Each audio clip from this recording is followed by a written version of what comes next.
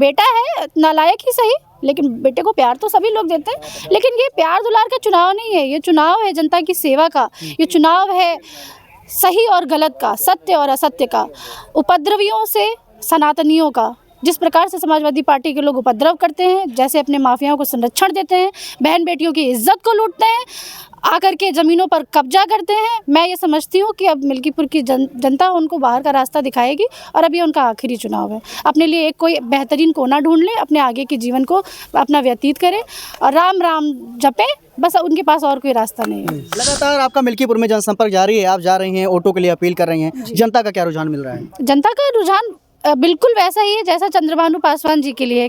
ये यहाँ की जनता छोटे कार्यकर्ता का सम्मान करती है, अपने घर परिवार के लोगों को आगे बढ़ाने के लिए राष्ट्र के प्रति समर्पित है। देखिए, भारतीय जनता पार्टी जिस तरीके से अपने सारे प्रत्याशियों से संवाद स्थापित करते हुए सबको एकजुट होने का संदेश मंच पर दे ही चुकी है, तो अब मैं ये समझती हूँ कि कहीं भी ये दो राय रह नहीं गई है। अब तो बस सारा जो हम लोगों का कॉन्सेंट्रेशन है, जो हमारा सारा प्रयास है, वो इस विषय पर है कि कितने अधिक मतों से हम जीत करके आए। बीजेपी में चंद्रभानु पासवान है, समाजवादी पार्टी में अजीत प्रसाद है, दोनों नए चेहरे हैं, क्या डिफरेंट? कैसे अजीत जी नया चेहरा है, उनको नया चेहरा कैसे कह सकते हैं आप? अभी वो जिला पंचायत सदस्य का चुनाव लड़े और हार गए, तो जो पहले ही मैदान में नकारा जा चुका हो वो तो पुराना हो गया। चंद्रभानु पासवान जी निश्चित रूप से नए हैं और ये पार्टी ही ऐसी है कि ये नए लोगों को मौका देती है, मेहनत, कर्मठ, जुझारू कार्यकर्ता की पहचान करती है।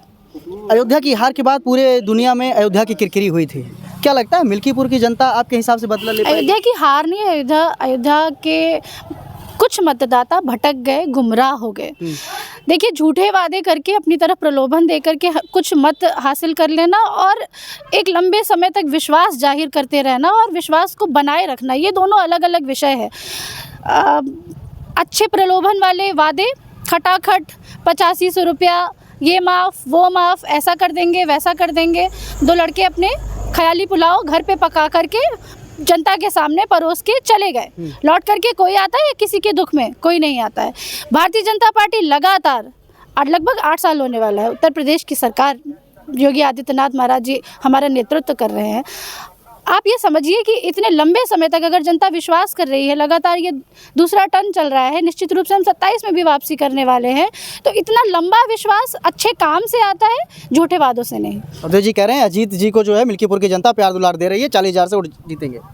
प्यार दुलार दे सकती है, उनके कुछ घर के लोग होंगे, बेटा है नालायक ही सही, लेकिन बेटे को प्यार तो सभी लोग देते हैं। लेकिन ये प्यार दुलार का चुनाव नहीं है, ये चुनाव है जनता की सेवा का, ये चुनाव है सही और गलत का, सत्य और असत्य का, उपद्रवियों से सनातनियों का। जिस प्रकार से समाजवादी पार्टी के लोग उपद्रव करते हैं, जैसे अपने माफियाओं को संरक्षण देते हैं, बहन बेटियों की इज्जत को लूटते हैं, आकर के ज़मीनों पर कब्जा करते हैं, मैं ये समझती हूँ कि अब मिल्कीपुर की जनता उनको बाहर का रास्ता दिखाएगी और अब ये उनका आखिरी चुनाव है। अपने लिए एक कोई बेहतरीन कोना ढूंढ ले, अपने आगे के जीवन को अपना व्यतीत करें और राम राम जपे, बस उनके पास और कोई रास्ता नहीं है।